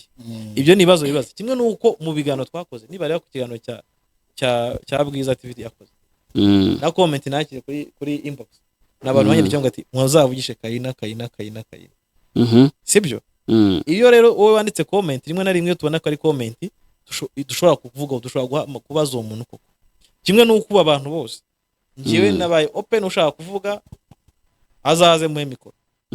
Turatangira kwakira abantu bakeneye kuza kuvuga ku kiganiro cya Kayina n'ibindi twatanze. Sibyo? Twebwe murabizi baze bamuvugurura. Baranabizi Bwiza kuva mwayimenya muyizi hamagara abantu batandukanye. Bari hirya no hino batanga ibitekerezo. Sibyo? Kandi bose baraza bakisanzura. Rero umuntu wumva akeneye kuvuga kuri ibi ngibi, akeneye kuvuguruza ibi, akeneye gushyigikira ibyo byavuzwe sinkubwe ngo muhangane. Bayo utanga ibitekerezo byawe nawe kiganiro nakoze. Ibyo rwose ndumva byumvikana. Ibijyanye rero no kuba yaba deployed ibyo bizwi n'abamuha akazi sinshobora kumuha akazi. Icyo nanishinzwe kwaro kubaza kumuha mikoro akanyira inkuru cyangwa agatanga amakuru yari afite. Hanyuma n'abashikeneye kuyavuga mukavugaho. Undi yitwa Theos yagize ati ngewe uko mbona nuko buri muntu wese agira personalite ye ngo ni temperament ahari ubwo ni mu Gifaransa. Ngo buriya fande wanyu niba hari character ye afite ukwiye kuyakira ukamwakira uko ari, ubundi mugasengera umugozi umwe cyane ko koze yanyu n'amahanga arayumva. Gusa icyo nenze wowe Kayina nuko uvuze ibi ngibi urugamba rugeze kure no gutiza umwanzi morale. Sibyo rwose dore uko mbyumva. Nkuko afande Kazarama yari yabihaye umurongo asaba ko mwahura mukicara mugakora ingando mugacoca ibibazo byanyu, kandi we urabizi ko yirinze kubivugira mu itangazamakuru. Nawe wari guhamagara Kazarama hanyuma mugapanga n'abandi ndetse na fande mukuru mugapanga uko mwakwicara mugacaca mugasabana imbabazi. Biratubabaje kubona tubonye ubwambure hari bwanyu. Yego Larinye Sare ngo Serave en famille Renje ntabwo ari nibyo Renje sorry. Ati ubundi se Aduyi niba yamaze kudownloadinga iki kiganiro ntago abacishemo ijisho. Make now as a professional journalist wari kubanza ukagisha inama abandi banyamakuru twemera nk'aba Magashi na Yuhi ndetse na fande Kazarama ndetse na fande mukuru mbere yo gukora upload. Indi party nuyishyiraho nzahita nkora ni subscribe kuri channel yawe. Merci. Igitekerezo cyo hejuru cyo wagikunze. Sugo koko watu hari n'ibyiza no kudahari nta kindi abantu bakanyisha ibintu nahoze mbona bakora campaign muri injiji cyane nayo nkubwire gutyo kubera ko gitangaza ko naho cyagifite abantu babiri nkuko mujye menye icyo bita communication. Cyema kujisha gufe gifite abantu batanu ya communication yawe ikagenda ikagera ku bantu cyangwa abantu. Hanyuma kuvuga ngo make yabaye wrong cyangwa yakoze amakosa uburenganzira bwawe ntabwo ari uburenganzira bwo gukora amakosa. Ndavuga bw'ababivuga baze n'uburenganzira bwa baze muri technical journalist. Bambwiye ati umunyamakuru akwiye gukora bishinze icyo itangaza uburyo umuntu akora covering a story cyangwa uburyo abantu batanga interview. Ngiye natanze urubuga kuri Kayina na Kazara wowe n'ubutumba kimwe nabo uya nanjye rwose ndi umunyamakuru numvaga afite amatsiko yo kumenya impamvu bano bantu bose batagiye gufatanya. Ariko urabumva ko impamvu batajyaho bose ni ibintu by'amategeko. Yes zirumvikana. Rero wowe niba uvumva amatiku kandi ni ibintu bigaragara ko byakosoka rwose kandi bose ubona ko umutima wabo uri hehe bisimbo yani n'abavandimwe ikintu kikwereka ko ni hahandi abantu ntabo bazabashyira bazabatwara. Ikindi buriya nabonye cyo bari mu rujijo bose ntago bazi niba barasezerera mu gisirikare cyangwa batarasezerewe. Bashobora no kuba bademo bakavuga ati mwege ntimukira abasirikare. Ariko niba mu Rwanda tuvuga ko hakira abasirikare barenga 1000 cyangwa bageze ku 1000 bagihari kandi abandi bene bo bari ku rugamba kandi abantu bakabirirwa bavuga bati nyamuneka mufasha aba bantu ibyo turabizi ko bikorwa mufasha abantu bashe gutaha. Ndetse twese tunibaza impamvu udakwiye kuba utabafashe cyakora. Niba hari abantu bari muri Uganda mu nkambi ziri hirya muri Uganda zikirimo abantu bahoze ari abasirikare batagenda, we ntushaka kujoza nk'umunyamakuru. Rero kuvuga ngo wagenda ngo je ndetse ndagisha inama gute itangazamakuru nzi uko rikorwa bavandi itangazamakuru nzi uko rikorwa nta nubwo abo dukorana rabizi ntago ndi umuswa mu itangazamakuru uzanabaze aho nize sinigeze mba umuswa kuri ibyo icyo nababwira cyo nta nubwo ngukanyisha ibyo ngibyo rwose nawe wakora inkuru nk'ingi yanjye n'abandi mwazikora ahubwo ikintu abantu bakwiye kumenya aba bantu bari kuvuga gutya ese hari umuntu ufite ibitandukanye nabo uri hehe bwizirahari sibyo uri hehe bwizirahari ngwino tuguhe ijambo abantu barimo barashaka uterimite igihugu cyaduhaye ubwisanzure mu itangazamakuru ahubwo abantu bagashaka bariho bashaka kuzirika abanyamakuru uzabona arabaneze imizi uzabona uzagira ishyano uzagira ishyano nzaribona abangani nabo bahindukira bakajya gusebya igihugu ngo hey oya Deni nabahaye urugero ndabizi dutangira kuvuga kuri M23 bamwe mu bantu uyu munsi barimo n'abanyamakuru tuziranye baduteye amabuye ibyo mvuga ndabizi nabo nabibabwira ntago M23 baduteye amabuye batemera bumvaga yararangiye itagaruka for example urugero bari ku ruhande rwa Bodo n'abari ku ruhande rwa Bodo n'abandi bavuga ngo abo bantu nibigarasha batemera amakenga gutuka ko gukora ibitari byo uyu munsi none se bimeze bavandimwe twe nk'abanyamakuru tuzakuba turi tuvuga ngo dushyikiye turi ku ruhande rwahunze mu Rwanda nitwemera uruhande rwahungiye muri Uganda ninde wari kubatangaza izo nkuru ega n'abanyakongo bose umunyamakuru twaje gucamo ibice abantu umunyamakuru hagati aba bantu babaje kubona abantu badashaka kumva Kayina avuga aba bantu barabizi jewe sinakanya ariko Kayina yaza kuvuga nkuko Kazarama yavuze ahari nta kibazo bari kugira uzi impamvu se ndi kuvuga gutyo igitekerezo ndi gusoma hano cyanditswe n'uwitwa byinshi ngo byinshi Felix ariko ngiye kugikubira hamwe n'ibindi byinshi kuko nyine navuga ko ari byinshi cyane harimo babona babonye bagenda bavuga ko bigaragara urebye muri to Kayina yakoreshaga no kuri title yiwe antake colonel ndetse no ku kazi strago bandi bariho ku rugamba azi na koze barwanira atakabaye yavuze kuriya yavuze ibyo ngibyo se ntago byemera ibyo nibabibwire colonel kuko ubundi colonel ntanakwiye colonel ubundi ntavuga mu gisirikare ntakwiye kuza kuvuga gutya atari umuvugizi ntavuga kubera ko hari ikindi kintu ubwanjye nk'umunyamakuru ntago mbujije kumuvugisha ariko nka colonel nk'umusirikare ntago avuga kenshi avuga ubavugizi uzare n'abavuye muri RDF ushaka kumuha nka interview wabaza ntuzabaza wajya kubaza muri leta majoro niho baguha uburenganzira nawe arabizi ko kuvuga kwe ataremewe ariko kuri ku ruhande rwe ariko nk'umunyamakuru ukeneye kumenya amakuru y'uruhande rumwe kuko hari uruhande ruri kukubaza ibyo bintu uba ukeneye kugaragaza umucyo muri icyo kintu niba interview itishimiwe abantu nibihangana ariko ndabaha urugero hari abantu bari barahungiye mu Rwanda hari n'abandi benshi tuziranye ndabazi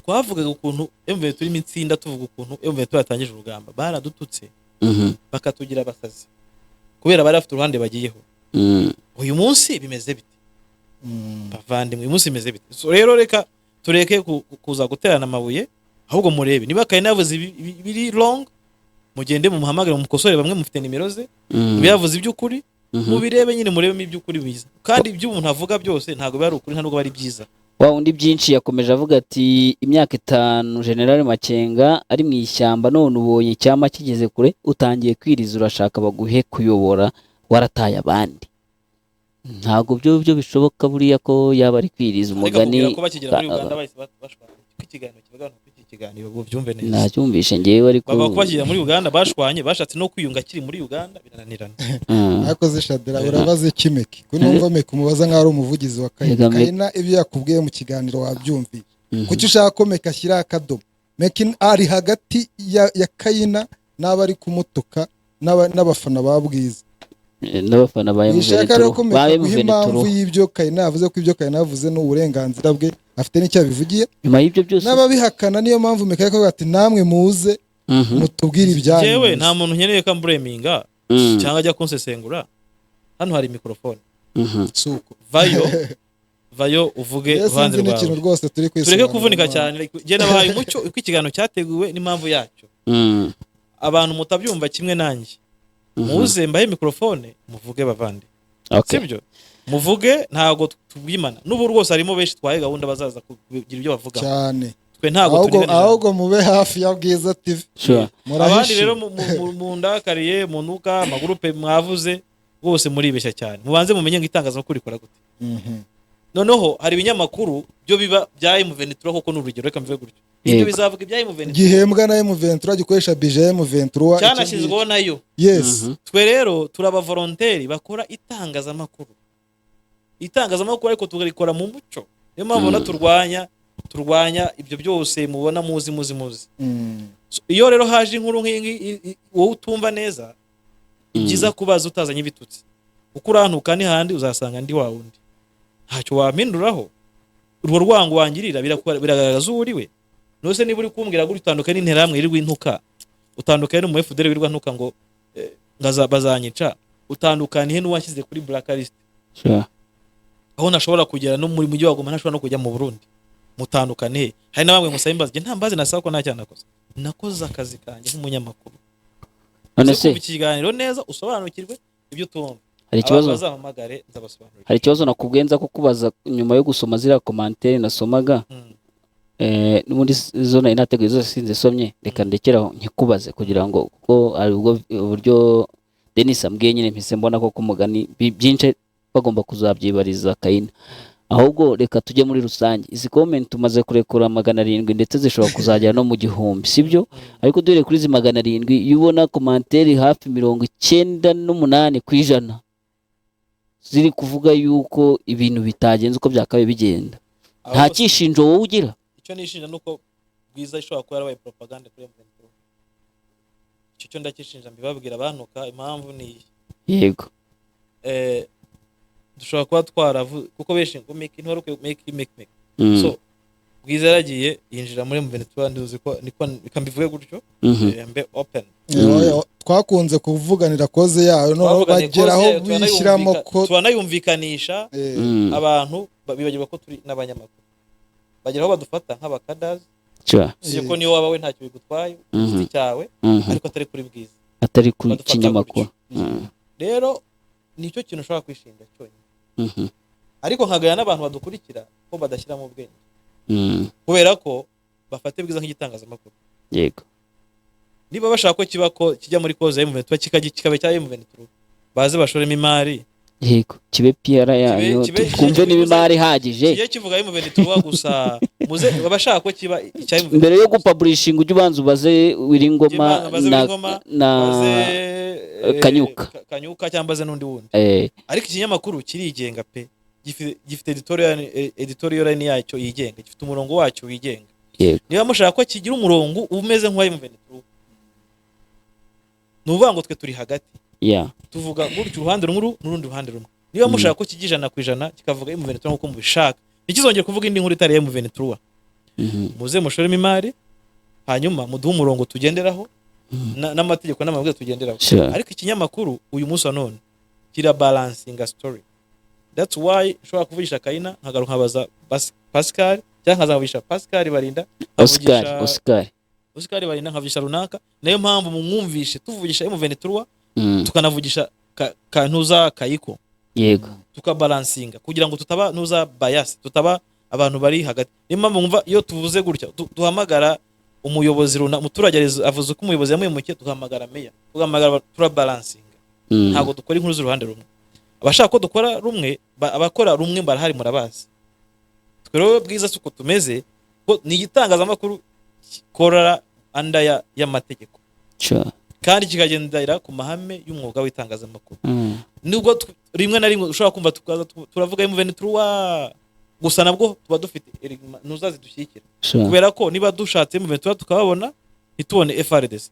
Bivuze ngo M23 ni iduha amakuru. Tuzavuga ibyayo FRDC ni yaduha tuyakoresha. Kandi FRDC ni ikora bibi tuzayivuga, M23 ni ikora bibi tuzabivuga. Oya FRDC niyo tutabashije kuvugana nayo kuri telefone, channel zayo turazikurikirana z'amakuru yazo turasoma Twitter, dusoma ibinyamakuru byazo byabo tukagaragaza bo ruhande bari. Rero abantu bari kuza ba blaming please barashaka kutugira abaheza ngone kandi ntago byakunda. Ntago turabaheza ngone. Ntago byakunda. Niba mushaka ko tubabo ntago bishoboka. Oya baze bishyura gatubutse kandi. Oya sinagatubutse ushaka kuduhindura muza tubiganiro muduhe umurongo hanyuma mutugenere bije. Yego. Ariko uyu munsi none ikinyamakuru kigenga gikorera koresha mikoro. Sibyo ikinyamakuru kigenga gikorera abantu bose. usibye abandi nababwiye nababwiye ko tutaha ijambo FDL itwaye ijambo abafite ingengabitekerezo kandi Kayina ntabyo afite aho muzi Kayina ntabyo afite icyo kintu nta gihari kuko Kayina afite iyo ngengabitekerezo ya FDL ari kuvuga ko afite n'abana bari mu cyama. Kayina afite abana b'abasirikare muri M23 babiri yambwiye kumwe ni kapiteni sibyo cyo kuza ngo bahinduye amazina ibyo ntimumbaze icyo niko yambwiye. Hanyuma ikindi Kayina muri Uganda arinzwe nkuko uzi afande wese arindwe aba ari FDL ntekiza ko umubano wa Uganda n'u Rwanda baba baramuzanye kera byararangiye kera rero abantu banyataka mu mbabare please kandi mukomeze munyataka ariko mubanze musobanukirwe amarangamutima muyagabanye ngewe situation ndayizi environment ndayizi na politike nyiziho gakeya ndayizi amakuru muvuga ibyo muvuga ndamutse ncukumbuye ndi umuntu wangaye mu Venezuela ndamutse ncukumbuye hari byinshi najya mvuga ariko ntago hari uvuze ngo hari byinshi waje uvuga niba utuntu wari utangiye kumvumburira mu kanya oya shidra icyo nshaka kubabwira ndamutse mvuga ibintu by'amasoko amakuru turafite menshi ibintu by'amasoko ngo aherereye ukuntu monopole zo kuba acuruzwamo n'abantu bamwe abandi batemeye kujya guhaha ikiganiro kirambuye ntibagitegereza ibyo reka tube tubiretse ariko icyo nababwira cyo ndamutse ndushaka gusenya hari ibintu byinshi nk'umunyamakuru w'umuhanga ndabizi ko ndi umuhanga hari uburyo nakubaka inkuru wowe ntubimenye sibyo hari uburyo nakubaka inkuru abantu bari kumbureminga ntibabimenye nkabikora nkana ariko siyo yanjye tansiyo yanjye ni ukubaka sosiyete kandi ni uguha abantu bose ijambo aho ubona undi yatanye uze urumva utangiye kujya ku kibazo nshaka ko kibi cya nyuma wari ukomoje ku cyishinjo ariko noneho what next nyuma y'uko ubonye kino cyishinjo kandi numvisha gifatika umugani hari ukuntu audience ishobora kuba yarakubonye azifuri public relation ya M23 akaba ariko yabonye bwiza yose muri rusange which is not true ukurikije uko ubitubwiye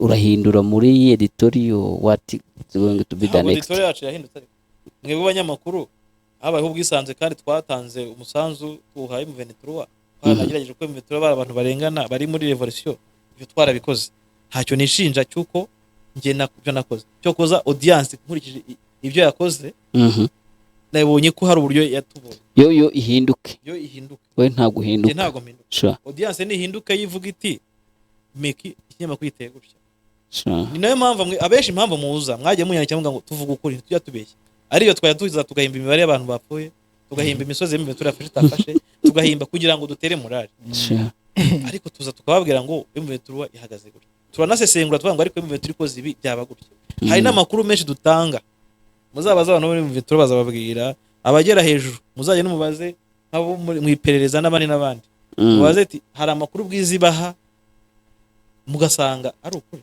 nabo ubwo batari bayafite muzababaze kandi twashoyemo amafaranga yacu twiriye tukimara abavandi rero ntago twifuza rwose guhemukira M23 n'abavandimwe bacu icyo twabona cyo kubarwana twabarwanaho ibindi muzana izo tension zaje kuko abantu muhubuka mutumva neza munasesengure nakubajije ngo niba bwiza itaragomba gukora inkuru abantu igihumbi basirikare ng'igihumbi bari mu Rwanda ndibaza bageraho barakora iki kandi M23 ikeneye abakozi we nk'umunyamakuru bayitegura topic cyo ntago wagitegura hari abakunda kutwandikira mutubwira ngo kuki dafatago ibyo ntitubitegura tukabikoraho kandi tukaba dufite analysis hari abakunze kubaza byinshi hari n'abajya batubwira ngo kuki tutagaragaza imirambo y'M23 tuvuga ati mujye mujya ku rugamba kuyifuta tubyemera ibyo ngibyo hari n'abatuvuga ngo ariko M23 ngo yarashe ibyo hari igihe tudashobora kubivuga kubera impamvu nyinshi sibyo rero niba mushaka ko tuvuga ibyo mushaka ari uko bimeze please rwose ndabinginze abanshinje gufata amafaranga Kisekedi komentizeho no muri WhatsApp yagwaye nko kuye bahaye reka mbabaze mwanshije gufata amafaranga forbidden stories amafaranga Kisekedi nafashe aye mu Venezuela amaze gufatanga nago zikari ruhande nabayeho imyaka yose ego da niba waruvuyeho umugani ubwo M23 y'amayanga niki kubyo nayagaye nkajyayo ngo ryo yitenguye Kisekedi muziyeho Meki, abantu bazi imikorere y'itangazamakuru ntabwo kino kiganiro bari bakwiye kukibazaho ibintu byinshi, ahubwo bari bakwiye kwibaza ibyo bintu bumvise batari bazi. Ahubwo se vuga ngo kari uko umuntu aba yananize, kari uko umuntu aba yanize ibiri muri iki kiganiro byose, ibivugwa byose biramutse bije muri iki kiganiro, bavandi byagenda gute? Hari ibintu byinshi mutazi, byinshi umuntu aba yarwaye nabyo akagenda kanda. Umuntu aramutse avuze ngo byose birarekuwe, byagenda gute? Mureke rero rwose tubana amahoro, abashaka guma kuri Bwiza muyigumeho. Bwiza ni ikinyamakuru cyizewe, ndabikubwiza ukuri mbisubiremo, kigira amakuru yizewe, amakuru twahagararaho, amakuru atarimo ibihuha, atarimo gukabya, sibyo? Hari abadushinja gukabya, ntitukabya, ntitubeshya, cyokoza bumva ko tubabeshya. Hari ibinyamakuru muzivuga ukuri, mushobora kujyayo, abavuga ko dukabya murabizi, muzajye kubidakabya. Icyo nicyo kimwe nakubwira. Abumva ko tutari mu murongo uhuje n'uwanyu, mufite ibindi binyamakuru mwayakuraho. Ariko umuntu uza kuri Bwiza azi icyo tumumariye, azi n'icyo dukora. Ikinyamakuru cyajeho twe tutaje gushaka views. Ababivuga ko dushaka views bavande, reka mbabwire, muzebe nde murebe ku binyamakuru byegamiye ku Bazalendo. Yego di, murebe ibinyamakuru byegamiye ku Bazalendo, murebe views bigira.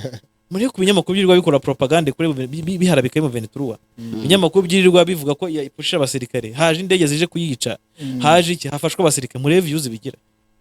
Mugende murebe noneho, barebe no kubavugira mu Venezuela ko babeshya. Barebe ku bantu uza babwira ati FARDC aka kanyi pushije 500, nabo birahari. Murebe views ziri. Bagende bageranye ibinyamakuru bivuga inkuru mbi gusa kuri mu Venezuela. Barebe uburyo bivuga ngo abantu bayo bafashwe, uturere twose yatwatswe. Barebe amafaranga, barebe n'uburyo abakunzi b'ibyo binyamakuru babifasha. Barebe uburyo abakunzi b'ibyo binyamakuru babifasha, uburyo abo bantu babayeho neza. Twe rero turijya tukimara ibinyamakuru bikigenga, bigashaka topic na ideas bishobora gukoresha. Mwebwe twirwa tubingingira ngo muduhe topic, muduhe ibitekerezo dushobora kuganira, mukicecekera. Abenshi muje kutunenga. Natangaye kubona ku kiganiro kimwe muzana comment 700 mu biganiro byubaka, mu ibiganiro tuzana bibafasha, bibigisha. Ibiganiro byinshi tuzana muza mutangaho comment, ahubwo muje gutukana. Rero mwiyinire namwe mwisubiremo. Ariko Bwiza ntiteze guhinduka. Ubu hano hari icyo twakoze, gifite abantu batageze no ku 2,000 bakirebye, ariko comment zimaze kuba 111. Nyine nuko bimeze, ninjye bibasiye n'Imeki, nyine Imeki yabaye Imeki. Ariko cyari umunyamakuru. Sawa Meki, reka nkusezerere nkubwiye ngo ugire weekend nziza. Urakoze cyane Denis. Nawe reka nkubwire ngo hasta la vista. Urakoze cyane Shadra. Sawa.